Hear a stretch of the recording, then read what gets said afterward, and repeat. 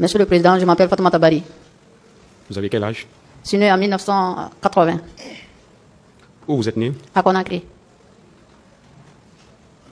Quelle est votre profession? Je suis délégué médical. Et où vous êtes domicilié? Je suis domicilié à Hamdallah. Alors veuillez dire au tribunal ce qui s'est passé, madame. Merci, Monsieur le Président, de m'avoir donné la parole. Et avant de commencer, je vais remercier de tous ceux qui m'ont soutenu jusqu'à arriver au tribunal.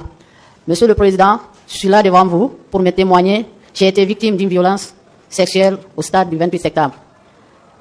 C'était lors de la marche organisée par les forces vives de la nation pour dire non à la candidature du capitaine Moussa Dadis Camara. La matinée de ce lundi, je suis sorti de la maison avec ma cousine pour nous rendre au stade où la manifestation était prévue.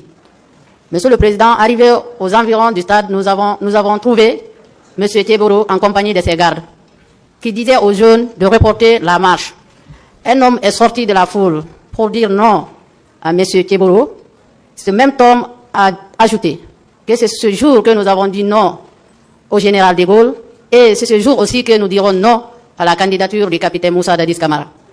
Aussitôt, Thieboro a demandé où était le leader. Les jeunes ont répondu à Thieboro. Les leaders sont de l'autre côté de l'université. Ma cousine et moi et les autres manifestants avons continué notre chemin. Nous sommes entrés au stade. L'ambiance était festive. Il y avait même des jeunes qui priaient sur la pelouse. Les leaders, une fois à l'intérieur du stade, ont tenu leur discours. Quelques minutes après, j'ai aperçu M. Zamari Doré, paix et salut sur lui, que son âme repose en paix. J'ai aperçu M. Zamari Doré qui entrait dans le stade à son tour. Les manifestants ont accouru pour soulever et porter M. Zamari Doré. Quelque temps après, les militaires ont commencé à tirer. Il y avait eu des affrontements entre les militaires et les manifestants. Il y a eu des affrontements entre les militaires et les manifestants.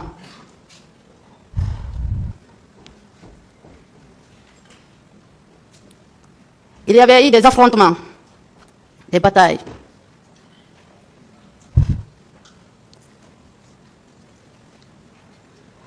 Ensuite, Monsieur le Président, les militaires ont fermé les petites portes du stade et laissé les deux grandes portes ouvertes avant de foncer sur la foule qui se trouvait à l'intérieur du stade. Le carnage a commencé. Monsieur le Président, c'est là où le carnage a commencé. Oui, ce jour-là, on a vu toutes sortes de choses. Oh, Monsieur le Président, que Dieu nous protège, que Dieu sauve le pays. On n'est pas là pour jouer, ou bien pour... Peut-être il y a eu beaucoup de choses qui se sont passées. Mais aujourd'hui, si vous voyez devant nous, c'est pour sauver la nation. Le carnage qui a commencé, il y a eu tellement de choses que nous, jusqu'à là où je suis assis, quand je me couche la nuit, c'est ça que je vois en première position. Ça fait 13 ans. Ça fait 13 ans que Dieu protège et que Dieu, ceux qui sont morts, que Dieu le pardonne et le fait rentrer dans le paradis. Le carnage qu'il a fait au stade, on n'attendait pas, Monsieur le Président. Il tenait des propos comme nous allons tous voter. Ce qui nous censé de nous protéger, nous dit que nous allons tous voter. Oui, Monsieur le Président. Pendant 1 heure du temps, ils nous frappaient avec leur matraque. Pendant 1 heure du temps, ils tenaient leur matraque en main. C'est le matraque là qu'ils nous frappaient. Et les grosses de leur fusil. Monsieur le Président, oui, jusqu'à maintenant, là où je vous parle, tout ce que nous demandons, les hommes détenus, c'est de protéger la nation. Nous ne sommes pas de bœufs, nous, des moutons, nous sommes des peuples. Avant tout, il doit protéger le peuple. C'est le peuple, on doit respecter le peuple. Oui, Monsieur le Président, il n'y a pas ce qu'ils n'ont pas fait. Pendant 1 heure du temps, ils massacraient. Pendant 1 heure du temps, ils tenaient des propos qui ne sont pas bons pour la nation. Je continue.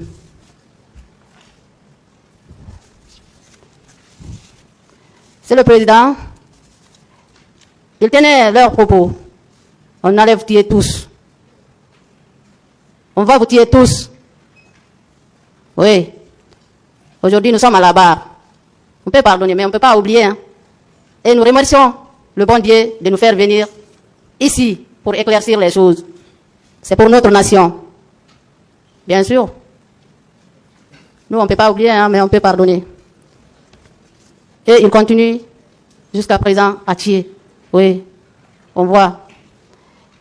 Il continue à massacrer jusqu'à présent. La justice est là. C'est pour juger le massacre aujourd'hui du 28 septembre. Nous prions le bon Dieu pour que ça s'arrête comme ça. Ce qui a été fait, c'est trop, Monsieur le Président.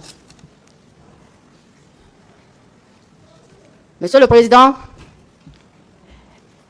il tenait aussi d'autres propos. Vous êtes venus, pourquoi il tenait des propos, il nous maltraitait, pourquoi il ne cessait pas de nous maltraiter, pourquoi vous êtes venus au stade? Pourquoi? Pourquoi vous êtes venus au stade? Et il continue le massacre. Avec l'air matraque, l'air truc qu'il tenait, l'air machette.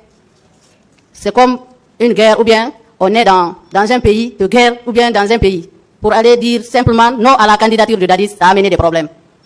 Si on savait que ça allait se faire, c'est pour aller faire de telles choses, personne de nous n'allait quitter chez nous. On allait rester chez nous, et comme le fait est fait, aujourd'hui c'est pour cela que nous sommes devant cette barre. Monsieur le Président,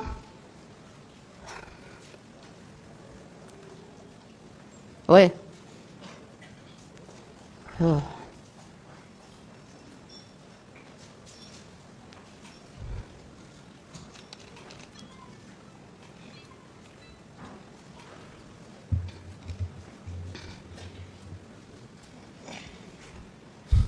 Le propos qu'il tenait, ça n'arrangeait pas le peuple. Le propos qu'il tenait, ce n'était pas bon. Division ethnique au sein de l'armée, nous voulons que ça s'arrête. On ne veut plus ça. On ne veut plus que le même histoire là, ça se répète en Guinée, Monsieur le Président. Donc, je vais continuer en semaine, je vais vous expliquer la scène. Oui, Monsieur le Président.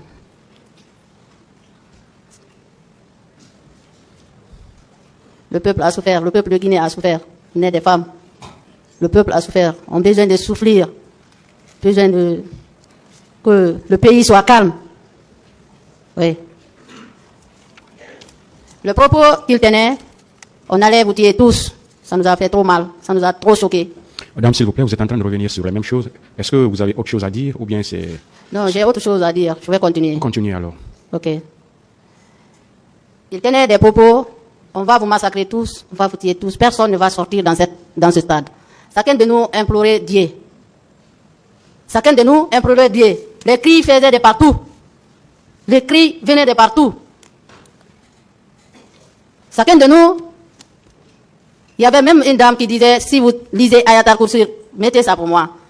Soufflez ça avec moi. Non, on a dit, c'est pas Ayat al-Kursi. Est-ce que Dieu nous protège? Il frappait, il continuait à frapper.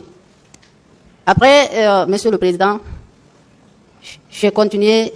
En ce moment que je poussais ma cousine. Ma cousine, pour que nous allions chercher une sortie. J'avais parti avec ma cousine. J'étais avec ma cousine. Je la poussais pour que nous allions chercher une porte, une sortie, enfin, pour que nous nous échappons. Ma cousine pleurait. Elle disait que Yaye, on allait nous tuer tous. Elle pleurait. Elle pleurait. Il y avait des jeunes qui ont aussi réussi à s'échapper avec ma cousine. Je cherchais à m'échapper. Je cherchais moi aussi à m'échapper. Quand j'ai aperçu une femme de teint clair,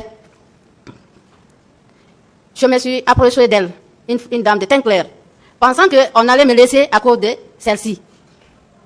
Bon, je me suis approché de cette dame. Un groupe de militaires sont arrivés. Ils ont commencé à demander à la femme, pourquoi tu es venue au stade? Pourquoi tu es venue au stade? Ne l'a même pas laissé la dame répondre. Leur chef a automatiquement administré une gifle. Voyant cela, Monsieur le Président, j'ai essayé de m'échapper vers le grand portail du stade. Ah, Monsieur le Président, quand le policier et les gendarmes m'ont arrêté du passage, ah, là, Monsieur le Président, c'était autre chose. Ils m'ont giflé. Et ils ont pris un couteau. Ils ont déchiré mon pantalon. Et tout ce que j'avais porté. Parce que ils ont commencé par le pantalon. Ils ont fait rentrer leurs mains. J'avais une maillot bleu dedans. Ils ont pris, scellé tout, ils ont déchiré tout, me déshabillé toute nuit. On m'a jeté sur le sol. Ah, Monsieur le Président. Ils m'ont jeté au sol et continué à me frapper à l'aide des bois. À l'aide des bois, jusqu'à ce que je cessais de pleurer. Ils m'ont laissé un temps et revenir. C'est là, lorsqu'ils sont revenus, ils ont écarté mes jambes. Ils ont même introduit leurs mains dans mon sexe. Il n'y a pas, c'est-à-dire, ce jour-là, il n'y a pas ce que je n'ai pas eu. Je pleurais, j'ai crié, je les supplié. Le gendarme qui m'ont pris et le policier, je les ai dit, je suis venu pour vendre l'eau. Et toi, comme tu es habillé comme ça, tu es venu vendre de l'eau? Non. Ils ont continué. Ils ont même pris, j'avais ma photo ici. Vous allez m'excuser très fort, je vais vous montrer la photo. La photo est là.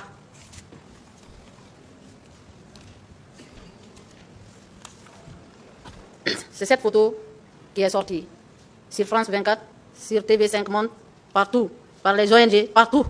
C'est cette photo qui est sortie. Vous avez vu le policier ici. Il tenait certains trucs là, ça. Vous avez vu. Le truc qu'il tenait là, c'est ça qu'il introduisait aussi, même dans mon sexe. Utilisait ça. Utilisait. Il disait que, arrête-toi, pourquoi tu es venu ici? Je ne pouvais plus rien faire. Je suis une femme. Je peux être leur sœur, je peux être leur maman, je peux être tout. On est des femmes. Nous, on pensait que nos droits sont respectés dans ce pays. Mais les deux, et leur groupe, il n'y a pas ce qu'ils ne doivent pas faire là-bas. Oui, Monsieur le Président. Bon. Il tenait des propos. Ah, tu es une belle femme. On va te baiser. On va te faire ça. On va te faire ceci. Introduire leurs mains, prendre des salles, jusqu'à arriver et prendre leurs trucs et pisser sur moi. Pisser, leur sexe. C'est ça qu'ils prenaient maintenant pour pisser sur nous. Sur moi. Je n'ai pas inventé, c'est la réalité.